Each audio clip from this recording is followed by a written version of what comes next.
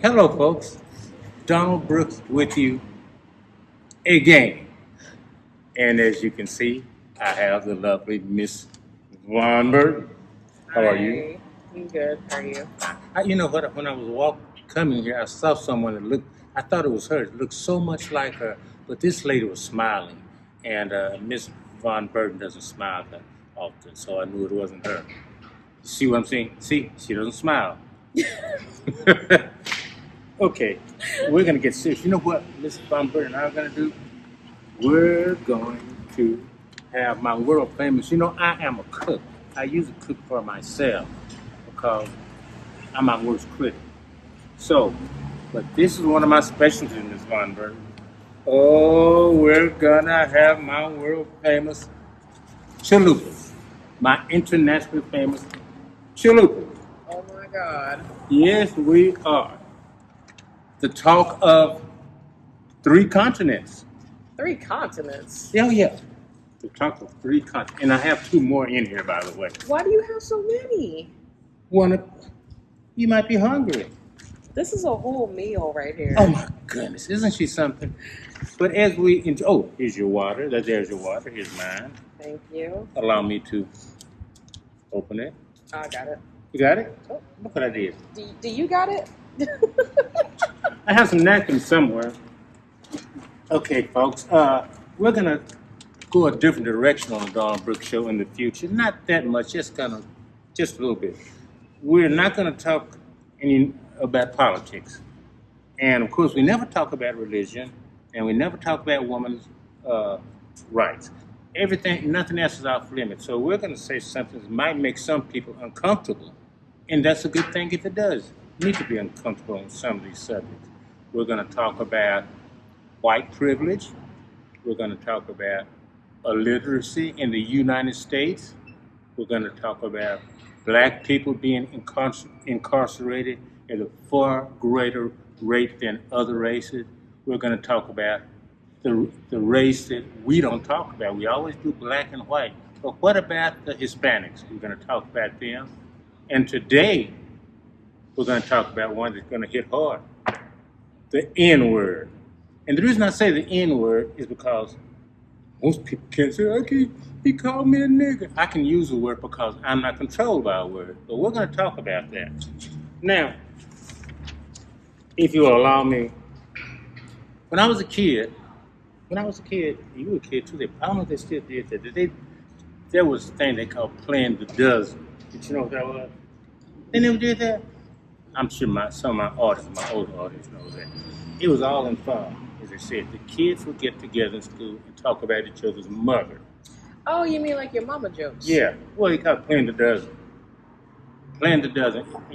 The reason it was called playing the dozen is most people misnamed it and said playing the dozen like a dozen apples. Mm-hmm. But no, it was doesn't.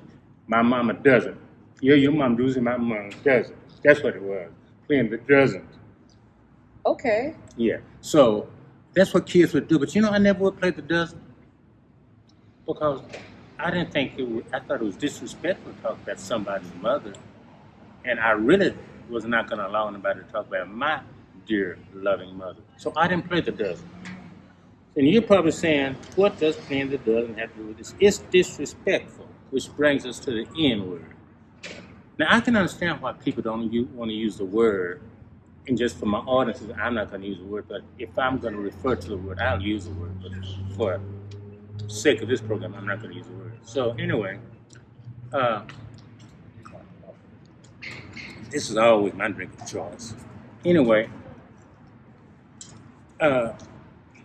why do people get so upset about it? That's a rhetorical question. I know why people get so upset about it. It's the same reason about the devil. It's disrespectful. It's disrespectful. But it's not a word that should control you. If you're going to let that word control you, in my estimation, you're very weak. Now, the N-word, as y'all call it, is something that has been around for a long time. I don't know when they started calling it the N-word. We got so sensitive about it, we couldn't allow it. And you know what? People of other races, probably especially white people, are saying, I can control those darkies, if you will. if I just use the N word. So they better be careful because I'll use the N word. So, I have some thoughts. hmm? I have some thoughts. Okay. So you feel that people saying quote unquote the N word Mhm. is sensitive Mm-hmm. when you think people should just say the N word? No, I don't think they should say it at all. But Okay. I don't want them to say it for a different reason than I'm so sensitive.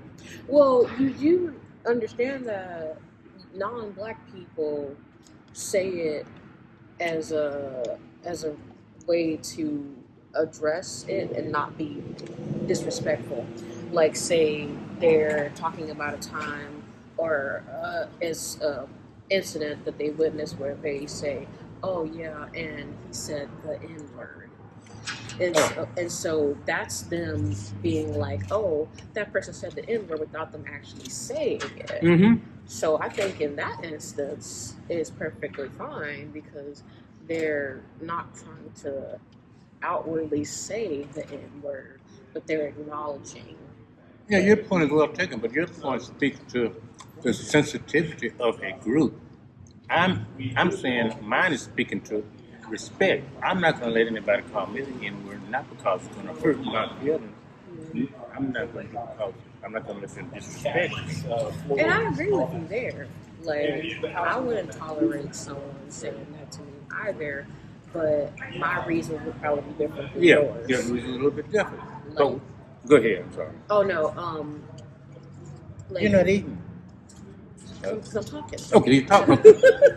I just wanted to try my jalapenos. That's how my chalupas, but she's talking. You're right. Go ahead. No, but yeah, like I I guess you could say that I am sensitive to that Mm-hmm. because, you know, historically being called the N word is used to demean us, to put us down, Mm-hmm. and used in a way of derision. And Mm-hmm. so, you know, as a black person, as a black woman, I take very much offense to that. And so I think that you might say that that word controls me. Mm-hmm. Mm-hmm. But And I'm not going to let any word control me, but I understand why people don't want to use that word. My reason is a little bit different, a lot different, I guess. Now, since we're on the subject, how do you enjoy your chalupas? When you finish that one, there's another. As far as the N word is concerned, there's another aspect. A lot of people, I've been told by white people, if you will, they've said this, and you might have heard it too. Oh, but y'all call each other that. Yes and no. If I'm upset with a person, no matter what a black person, I'm not going to use that word. The thing that people don't understand is has always been a word of brethren in some respects. I don't agree with it, but a lot of people, and I'm going to be the first to say it. To a close friend of mine, I've, they've used the word toward me, and I've used the word toward them. But you can be sure that I didn't use it in the presence of other people who might think, hey, it's okay, they call each other that. It might be what you would call, what do they call it, double standard. And I guess it is a double standard if you're looking at it from a white person's point of view. But that's the way it is. It's a brother. But I'm not going to call that person that name in front of a group of people, somebody who's of a different race. I don't think so. I don't think so. Do you understand what I'm saying? yeah, I actually saw something a long time ago that I felt made a lot of sense. A woman was explaining why black people feel comfortable saying the N word to each other, and it's because, like I was mentioning previously, it was a term used to describe us in a negative light and in a derisive way. And as black folks, we kind of took that back and used it as a way of, you know, expressing almost endearment, camaraderie, and like you say, brethren. And so black folks using the N word towards each other is more acceptable because it's our way of taking back something that was used to hurt us. And so I kind of feel that way. Like I agree with that sentiment, honestly. Mm. When I was raising my children long ago, they never heard me use that word. Never. And I think I let them know that that word should not be used. It's derogatory. Now, whether or not they're using that, I don't know. They're grown and they can do what they want to do. But I have noticed that I've never heard my grandchildren use it. Never. So proud of it. It's a terrible word. It's sensitive, as Ms. Von Burton said. It's very disrespectful, as I said. It should be taken out of the vocabulary in decent conversation. I don't know about that, but You don't think so? maybe around mixed company. But Well, okay. That's really what I meant. I didn't mean it when I'm talking to you off the air, but I would never say that to you. I don't know how she would react if I said that to her. I can see her saying it to me before me saying it to her, I think. Anyway, we're going to do a lot, like I said, we're going to do a lot of shows about sensitive subjects. And we're going to have guests. Oh, by the way, Ms. Von Burton, I hate to embarrass you, do you? but I have to say something that I didn't hear, I saw. You went to a wedding not too long ago. I did. I saw some pictures. And one of the pictures that I saw of you, I was embarrassed for you what you see? a lot. I mean, okay. What you gonna do? I'm not, I don't know anything about women's fashion. I'm not going to tell people what they should wear. But if you're going to wear a skirt or a dress with a slit in the side, let's make sure it's not so revealing. I don't have to do anything of the sort. I am a grown woman in the 21st century who can wear whatever she likes. I think you understand that. I think I understand. I think they out understand. of all the years that we've known each other, you understand that. It seemed to be a nice way. It was fun. And my outfit was a banger. See y'all soon. Bye.